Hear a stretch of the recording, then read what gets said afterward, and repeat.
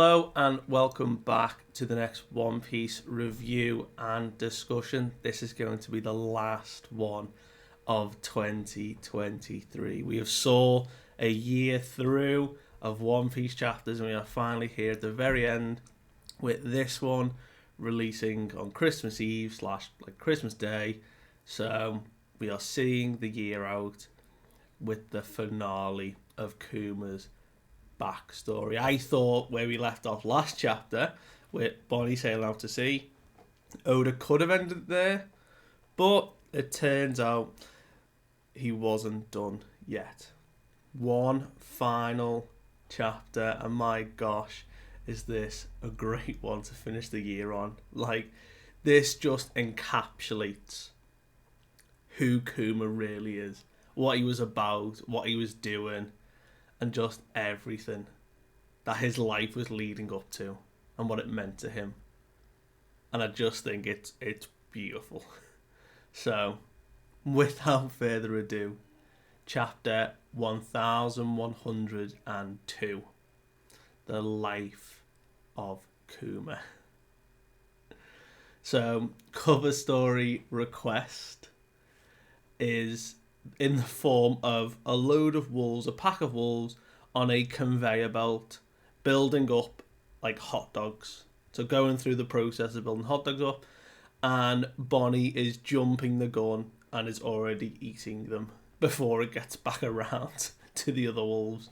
So kind of a bit of a funny one, but I like the tie-in with Bonney and obviously Kuma. And where we last left off was Bonney obviously setting out to sea with her pirate, with everyone from the village. She sets sail, and we start with her just arriving at this village. She knows Kuma's here, or she's heard about Kuma's being here, and she is in gung-ho, full charge, hitting land, and there are Marines present on the island, and they're like, look, we've got to bring them in immediately. Like, they are like attacking us. There was reports that in the last injuries, there was even like seniors and little children. Like, these are like despicable pirates, but the Bonney pirates nevertheless just race through this gang of Marines, just brush past them, and we see that up in like the rooftops, Kuma is watching, and Bonney is like screaming, trying to describe Kuma, like, oh yeah, just this big guy, he was seen here, and like someone's like, oh yeah, no, yeah, I saw him, he's on the outskirts. And Kuma's internal dialogue is throughout this chapter, and what he is saying here is that he can't see Bonney. She has to understand that, it's hard to believe he's saying that she's become a pirate of all things, but he doesn't want her like chasing him. He's got to keep separate, and I think it's because he made that agreement with St. J. Garcia, and I think he knows that he can't put her life in danger. Even just like now, she's a pirate, she's like working hard, she's getting stronger. This is one of the 5 elders. He's made a deal with, a pact with the devil, and he knows he can't go back on it. He can't see Bonney because that was part of the agreement. Even now, Bonney has escaped. Still got to keep his distance. So, Bonney is just beside herself trying to find Kuma still. And she makes a lovely little joke here that, oh, what if we find Nika as well? Imagine my dad's face when, like, I say, oh, and I found Nika at so-and-so island. Like, wouldn't he just be overjoyed? So, that's really nice, because then it cuts to Luffy. And in the East Blue, at this time, Luffy has just defeated Arlong. So we got his first bounty. He has stepped into the spotlight. And we see Usopp's in the back, pointing at, obviously, himself in Luffy's wanted poster. But we then start to see other people's reactions that we didn't see beforehand. So we get to see Kobe looking at it, and he is talking with Dragon, and he's like, "Wait, why are you going to Logtown for? Like, what's the reason there?" And he's like, "Oh, no particular reason. I'm just heading there. Who's in charge again?" Oh, that'd be Captain Smoker, and we see him with his cigar looking at the Wanted poster. And then we get to see Ace's and Jinbei's reaction. And Ace being like, "Look, Jinbei, look, my kid brother. He's got a bounty poster now. He's here." And they're like, Jinbei's like, "Wait, your brother, that brat took down Arlong? Like, he must be like strong brother." But Kuma's saying, what a twist of fate he thought this is, to think that Dragon's son would become a pirate of all things, But we see Bonney continuing to like rouse her crew and saying, "Look, here's our ironclad rules then for piracy. We plunder whatever we want, but only from bad guys. We're gonna rob them blind, and don't help a soul unless they really need it." So, they're trying to just be that vicious pirate crew, but still, Bonnie's got a good heart. She's not as cruel, I think, as she was first portrayed. But we can see that Bonnie is like, "Yep, that's exactly how lipstick's used," and she's done the dots around the lips that we know.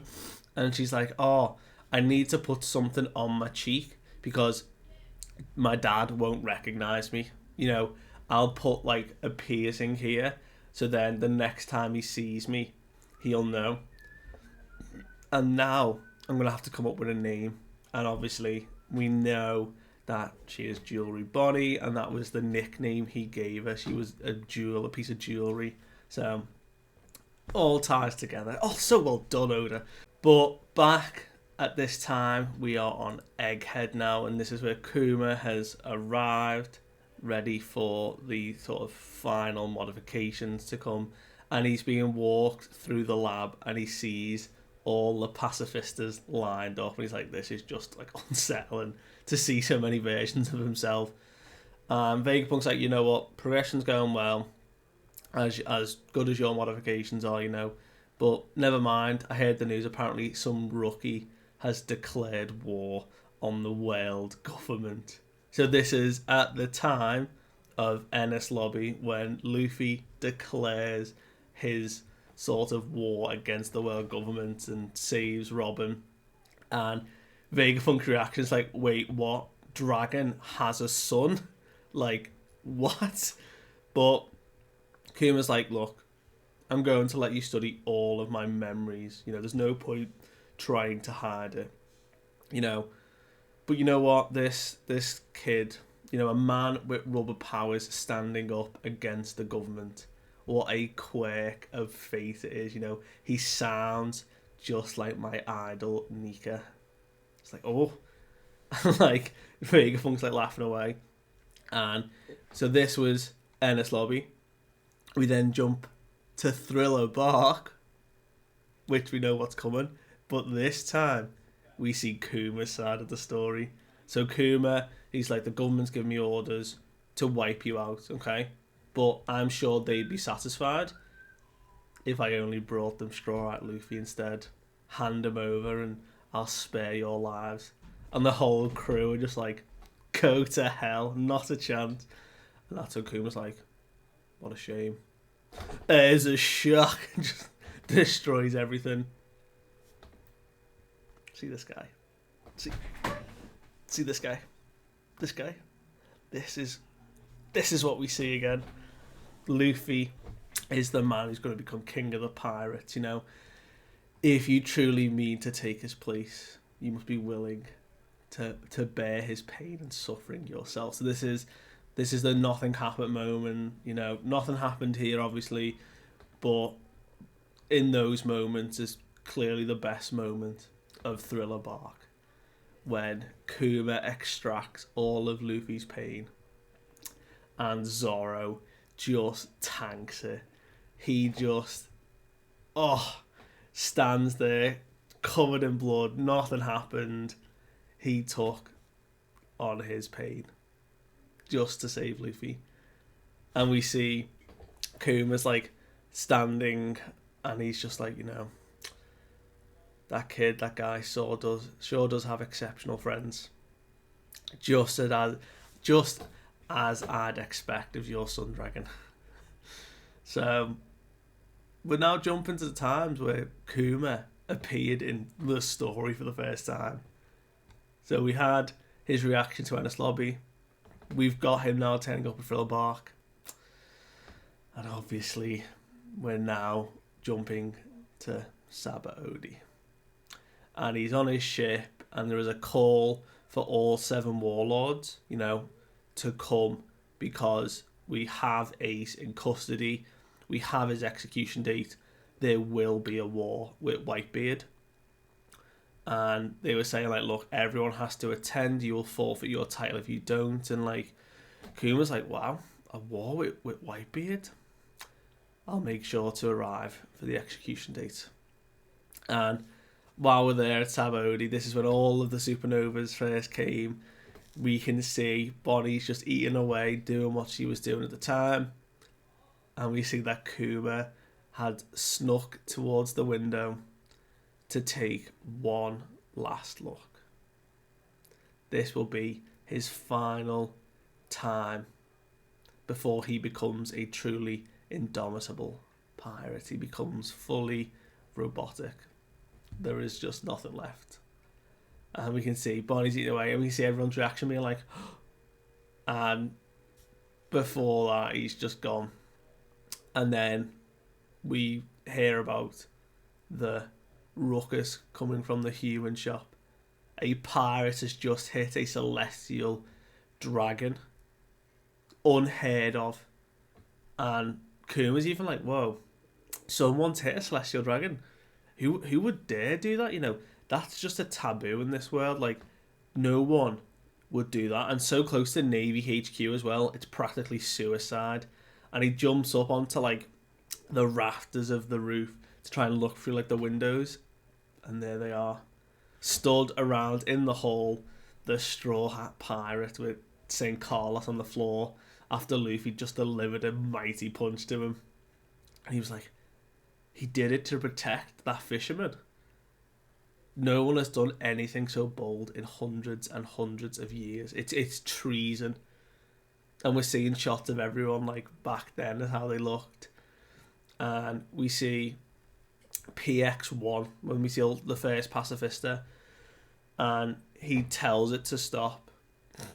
That's when Kuma appears, and he's like, look, Dragon and Ivankov, I hope you can forgive me. I didn't mean to desert you without a word. At least I can leave my own quiet mark on the world through Bonney and this young boy. The future will be the only legacy I leave behind. So all the panels are the exact same panels we saw during Sabaody when they were getting raided, and then Kuma and like Kizaru, Sentomaru, Rayleigh are all there, and they all disappear. Luffy is left.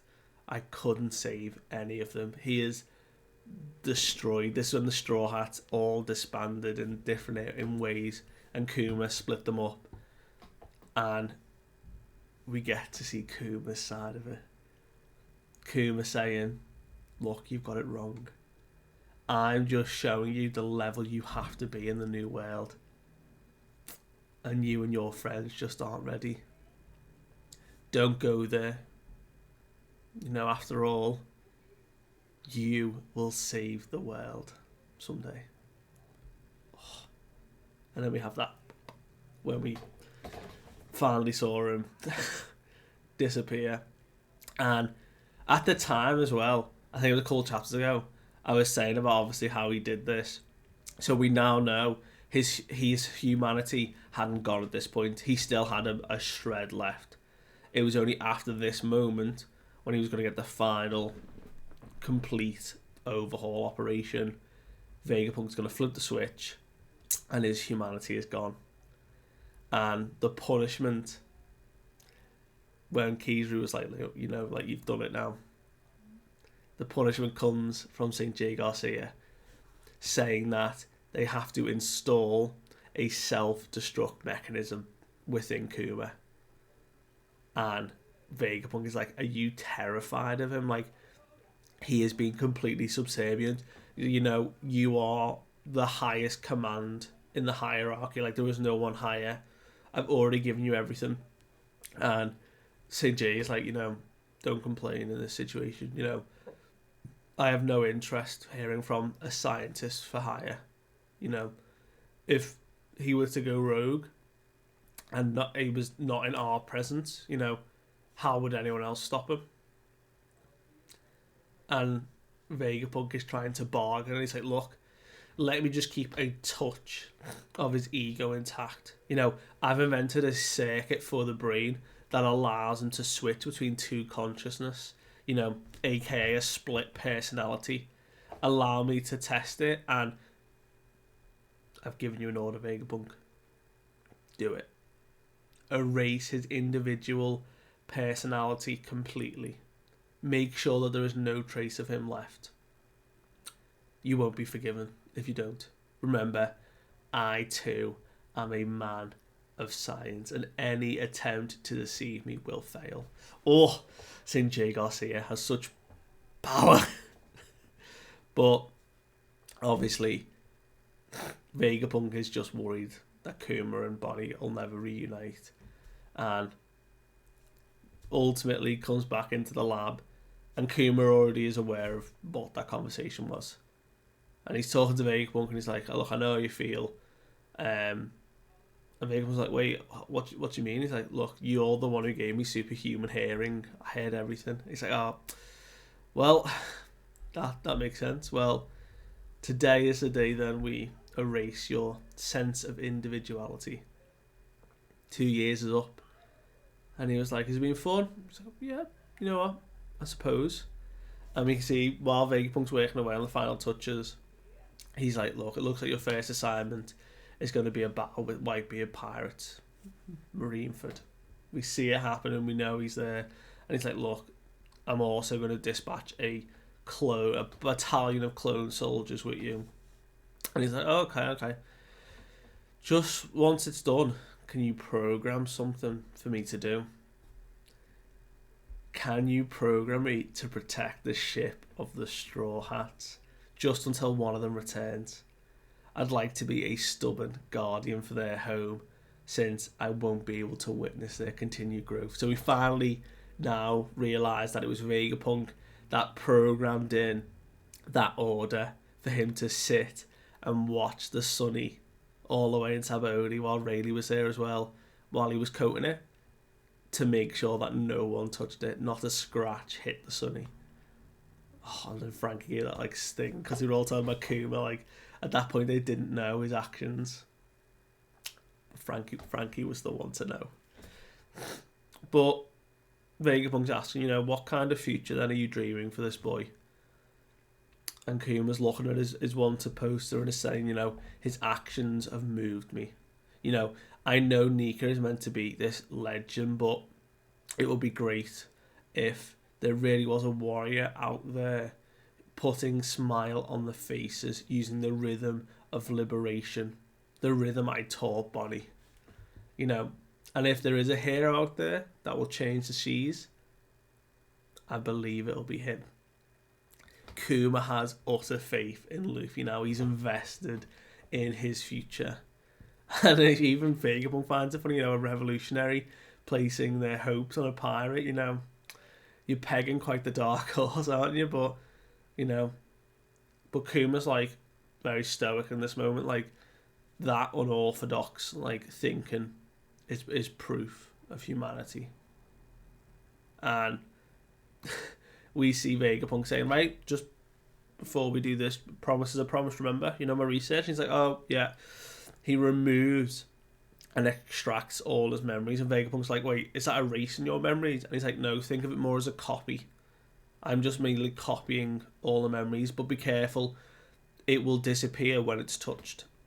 So he's like, right, I've designed a system to allow me to peek into it. So just place it in this device and it will stay there. So as Vegapunk's getting ready here. He's like, I am a scientist after all. I wouldn't, go through it without the procedure. And Kuma's just reminiscing to himself, so this is it. This is my life done. He's come to terms with it.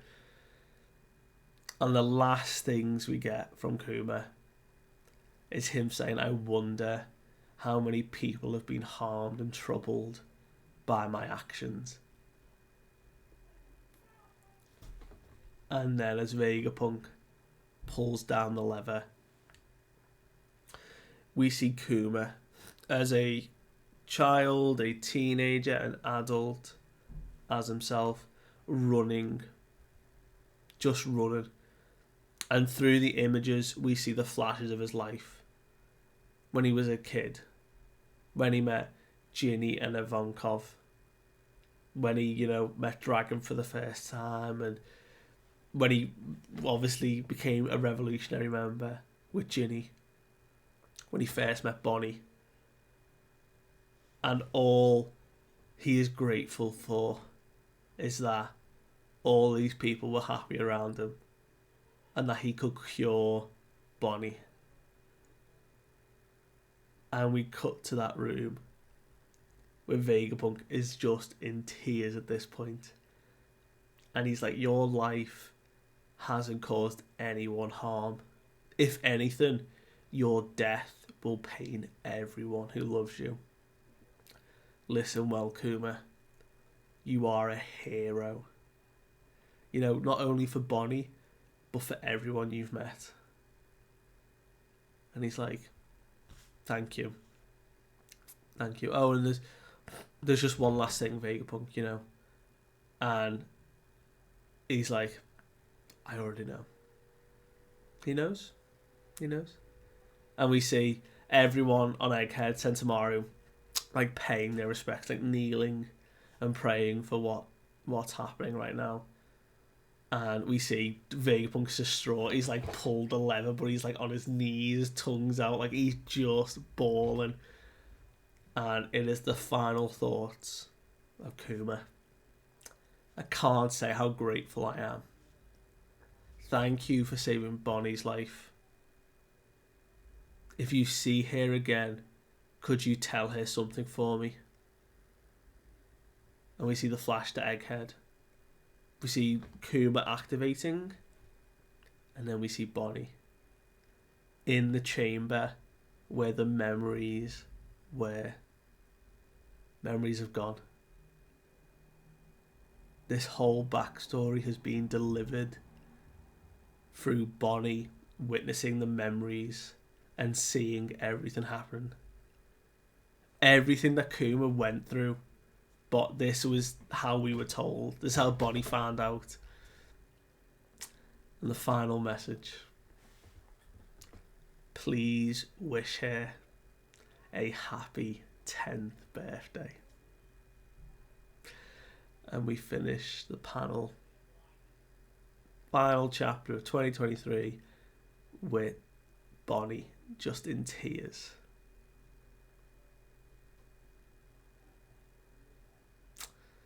What a resolution, eh? God, saddest backstory by far. What Kuma went through, what he put himself through to protect Bonney for Ginny's sake. I mean, man, can't believe it. But there we are. That is probably the definitive point now where we are definitely jumping back to Egghead come January. And I can't wait. Because think about now the sheer weight of what Bonney knows. Bonnie's aware of how invested Kuma's been now through Luffy's time. She knows how important Luffy is to her dad. So the instant connection there is just going to be so meaningful to her. The God Valley incident. Bonnie's going to know. What won't she know? And obviously that's why she attacked St. J. Garcia. because he was the one who did this. So it's going to be interesting to see that interaction. Anyway, thank you for watching, and if you stayed this far, I really appreciate it. Let me know what you thought of the chapter, and I will see you guys next year. Bye.